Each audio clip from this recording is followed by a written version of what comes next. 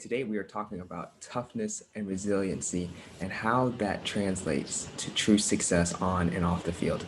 So, love this topic because we want for I want for the players in my programs. I know as a parent, if you're a parent listening to this, you want this for your kids, and also for players, you know that you you need this to be able to survive in as a great player. You're going to need toughness. You're going to need resiliency, and if you don't have those things, it's you're going to have setbacks, and if you don't know how to deal with them, it's going to be hard for you to progress in your career. So I actually sent out in my email newsletter this week. If you're on that email newsletter, you've seen part of this or you heard part of this already. But I'm going to go a little bit more into depth on each of the things that I talked about.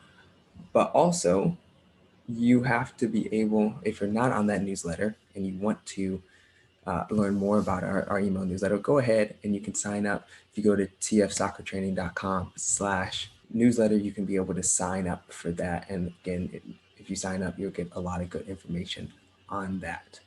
So, what I talked about for successful players, what they have are three G's. The three G's that I saw are goals, grind, and grit, right? And so I'll go into each of these further. So, number one, goals. Each of the players that are successful in my program, they have goals. They keep you coming back to these things. I talked about this in episode 1 about how to set effective goals. And I think I talk about it as well, episode 10, when I'm talking to Coach Poe, and he's talking about how he helps his team set effective goals. It is something that successful people come time and time again. They know where they want to go. They know what they want to do. And I'm not saying that your goals, if you set goals, then you're just going to be golden. You obviously have to follow through with them, but you have to know where you're going. When you're first starting it out, the goal should be number one, for your players to have fun, to enjoy what they're doing, to enjoy spending time learning and growing and cooperating and building up lifelong skills. But as you stay in the game, why are you doing this? Why are you coming out? What are your goals to improve? It doesn't always have to be you should be playing pro soccer, or you're going to be playing, get a scholarship in college. Sometimes it would be as simple as I just want to be my very best in this activity that I've chosen, and that's fine and that's great. But whatever you do, and this is addressed to players, whatever you do, you should have a goal in mind for why you're doing it. And for parents, you should understand and support your child, whatever their goal is. They may have a different goal in mind than what you have, but you need to be able to listen to them and support them and engage with them and understand that it's not always going to be a straight path. There may be times when you take U-turns. There may be times when they take side roads, but your job as a parent is to be able to help support them and encourage them to do their very best and to have goals and to reach for their maximum potential. So number two, what players who are successful in my program have is they have the ability to work hard, and that's why I say grind. And it's hard. It is absolutely hard right now. Even now, it is super sunny and it's summer here in Texas, and it is extremely hot all the time. And players in my program, they feel the heat. Just I feel the heat. I know they feel the heat. It is hot. So it's really easy to be able to make excuses for why they're not working hard. And I try to impress upon them the need to be able to still work extremely hard. I am looking for them to be able to do is to hold themselves accountable to those standards, to those goals that they put on themselves. And a lot of them have big goals. And I say, every time you come out here, you should be working to try to get better. And if you do, if you are better than you were yesterday, if you are better than you were last week, that's what I would say to you, your player as well.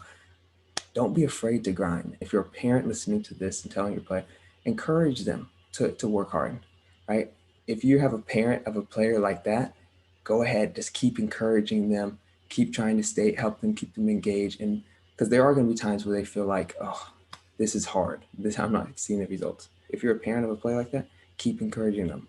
But if you also have a player, you're a parent of a player who is not as not as motivated, or it's a little bit harder for them to understand why they're working so hard, keep encouraging them as well. Because again, different players come from different places. You may have that hard worker as for one of your kids, and the other kid is maybe not as self-motivated. You need to still be able to encourage them and hold them to the standards and remind them why you're doing this. This is why, these are the goals that you said you wanted to achieve. This is why you're working so hard. And it's not going to be easy, but embrace the grind, embrace the hard work that you have in front of you.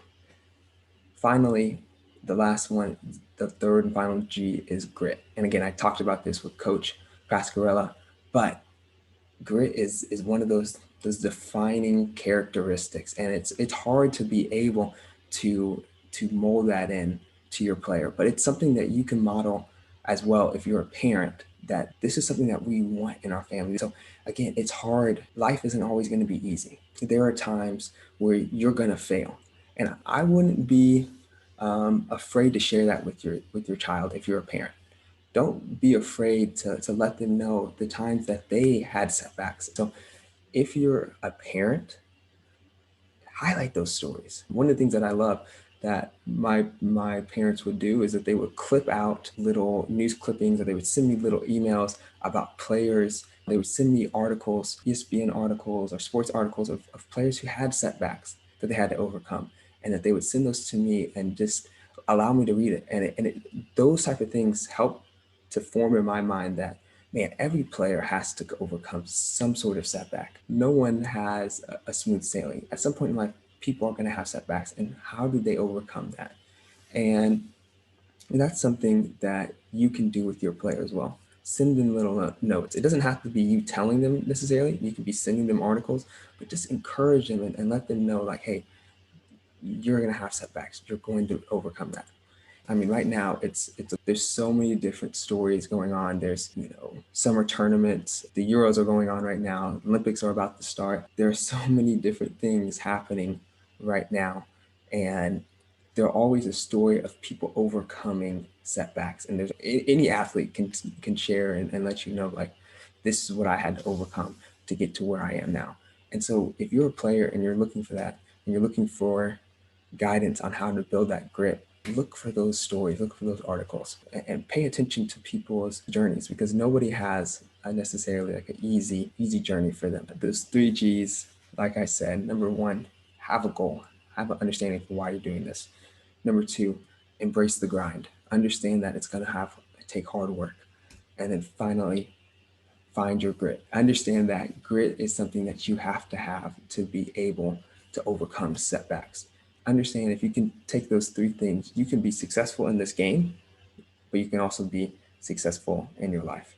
And that's my hope, and that's my goal for you, to be able to be successful in this game and in this life as well.